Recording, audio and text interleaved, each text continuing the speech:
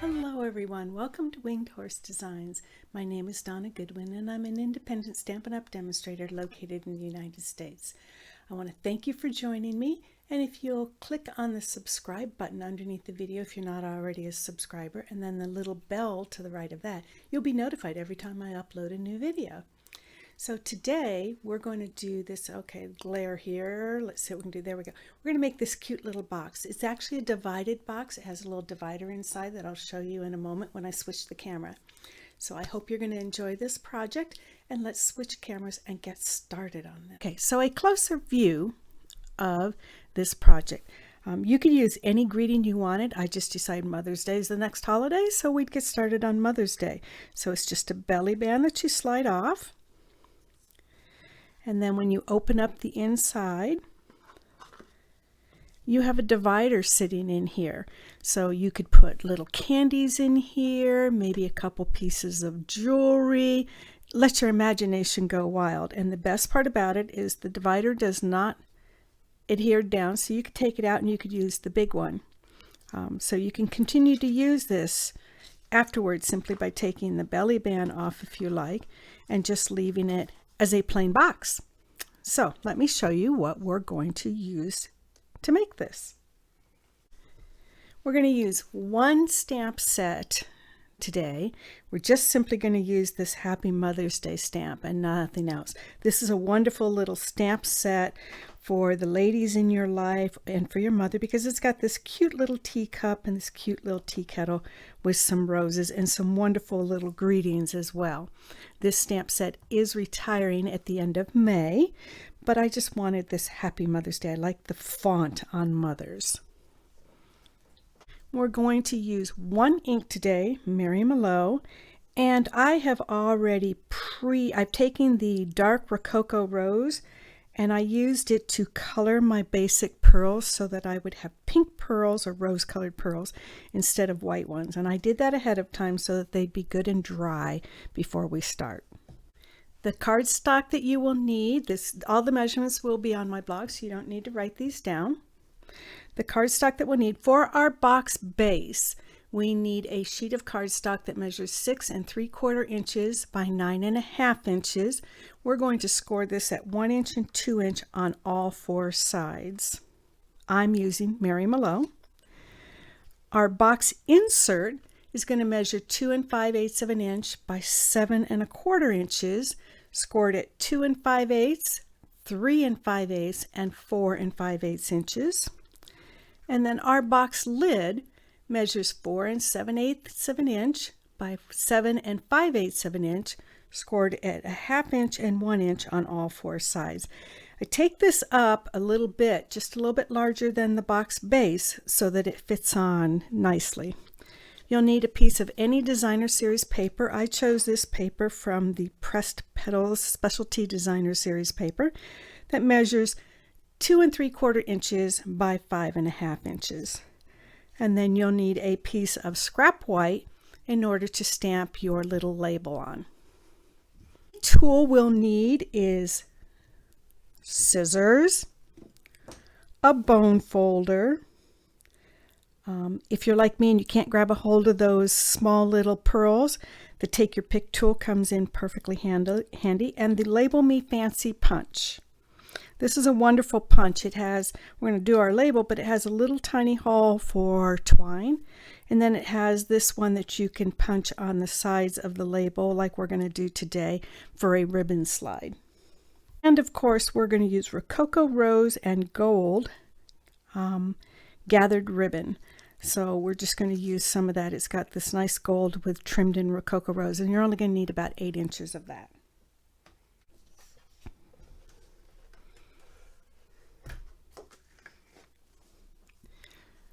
So I brought in my Simply Scored tool because it's just easy to work with because you can do all your scores at once.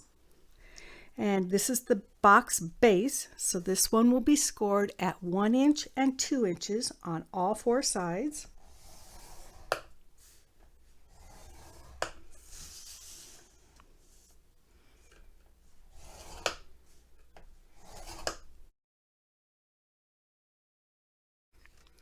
We'll bring in our box lid And this one will score at 1/2 inch and 1 inch on all 4 sides.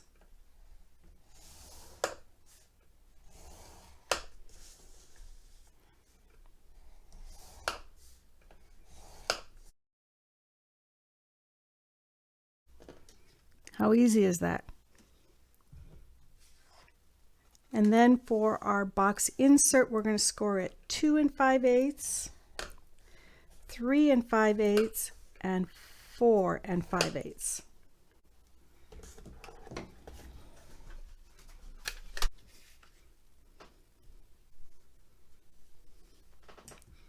Now we just need to fold and burnish on all these lines. This one is the tricky one. We're going to fold on the center line, give it a good burnish, and then we're going to take the 2 outside ones and fold back the other direction.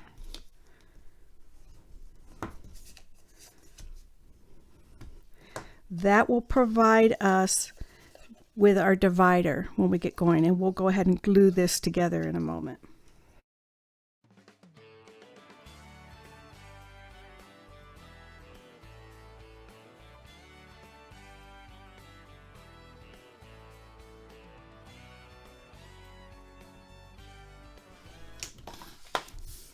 And now we need to do just a bit of cutting, and we're going to cut the lid and the base exactly the same. So what we're going to do is we're going to cut out these 3 squares on all 4 sides, and then we're going to create a tab with this square. So I'm going to cut just inside the score line. I'm going to cut up this score line to the second score line. I'm going to cut just inside the score line here. So we have 2 tabs gone. We're going to cut off this square, and then we're going to notch this little tab here so that when we put our card box together, we have a nice clean finish. So you have something that looks like this, and we're going to do that on all 4 sides of the base, and we're going to also do it on the lid as well.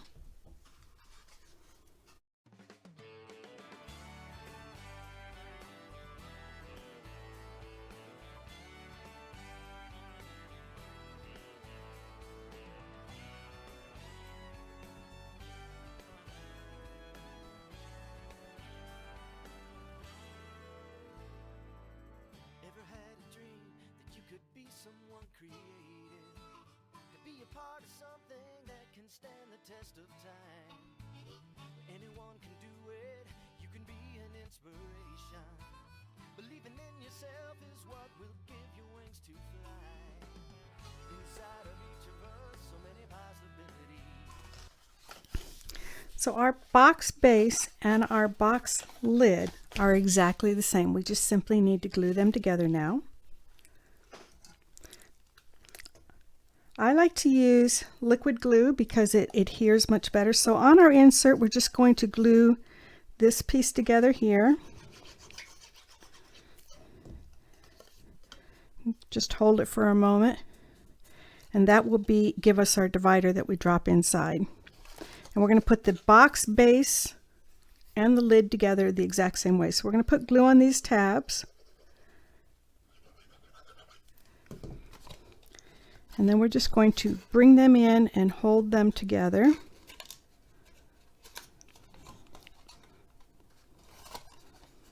I'm all thumbs today.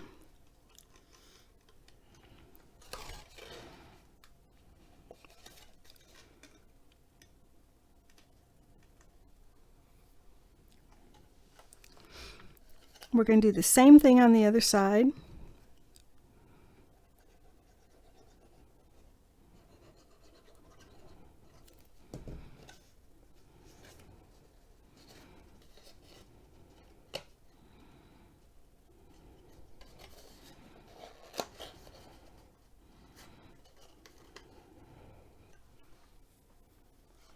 Now, if you want to conserve cardstock, you could leave these panels out. But I was taught by my father's talking to you all from heaven right now, that the inside of your box needs to look as good as the outside of your box. My father was a carpenter extraordinaire. He made cabinets and furniture, And he felt that the inside of those cabinet drawers and the inside of those furniture drawers needed to be just as nice and pretty as the outside. So I like to do this extra flap so that the inside stays just as nice. You don't see these little flaps that way. It also adds extra stability to your box. So I'm going to do this on the other three, and then we're going to do the exact same thing with the lid.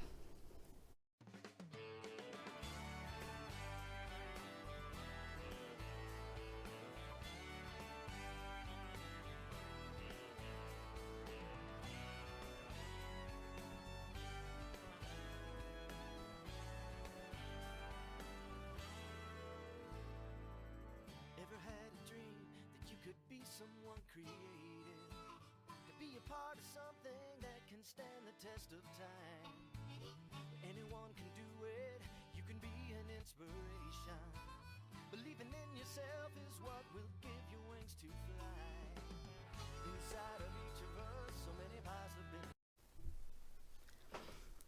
So now we have our box base. We're going to drop our insert in there. It just drops in there. Okay, so you can put candies, different kinds of candies, or some jewelry, and then we have our lid that fits on top. Just like that. So Rococo Rose lid with a Mary Mallow base, and now we just need to simply glue our Designer Series paper on top.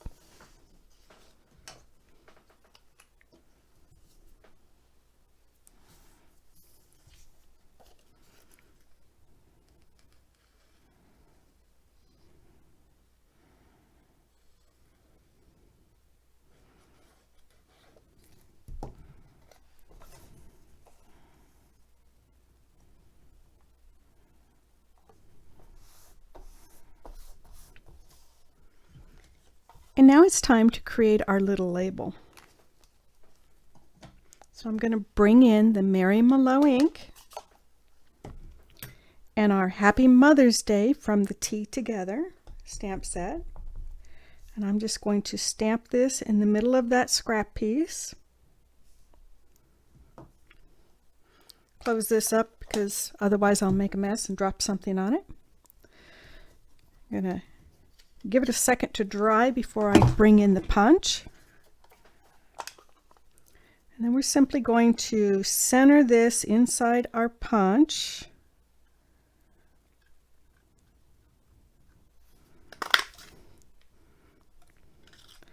Okay, that was the easy part. Now comes the part that's hard for Donna. We're going to bring this in and we're going to try to put that ribbon slit right between these two edges here.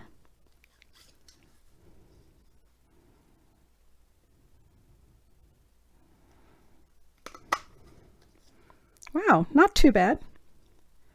And again on the other side.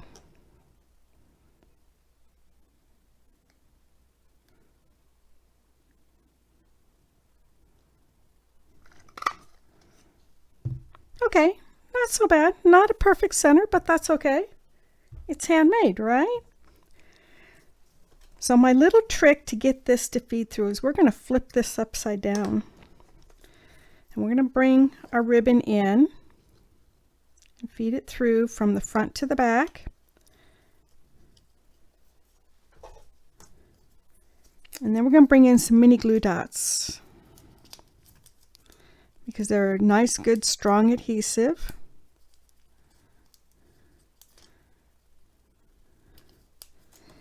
I'm going to glue that ribbon on the back of the tag.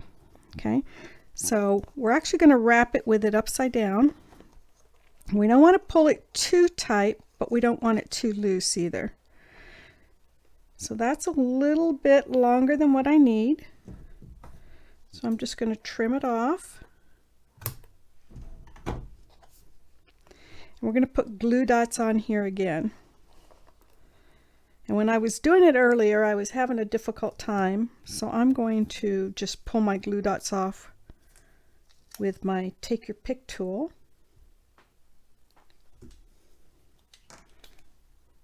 So I'm just going to grab a glue dot, and I'm going to put it down and hold that ribbon down. And I'm actually going to grab a second one and do the same thing. on the other side of that ribbon so that we make sure that it holds down nicely. So now that's held down, we're going to slide it back off, turn it right side to, slip our belly band back on our box,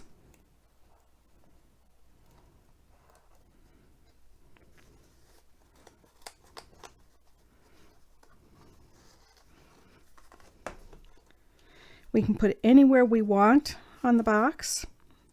I'm just going to put it right about there. And then I'm going to come in with those pearls that I had colored with the Stampin' Blend. And I'm just going to put one on either side of that tag.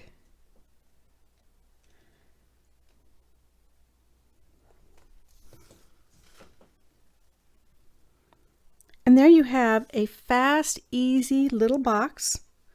You could obviously use it for any occasion. You could use it for birthday. You could use it for thank you. It wouldn't have to be a Mother's Day box. And then you just slip off the belly band, open it up, and you have a divided box with either your candies or your jewelry or whatever little trinkets that you decide to give to your friend or to your mother. Hope you enjoyed today's project, and I hope you'll continue to come back and join me again. If you're not already a subscriber, please do click on the subscribe button and the little bell icon next to it to be notified when I upload new videos. So have a wonderful week, everyone. Happy trails!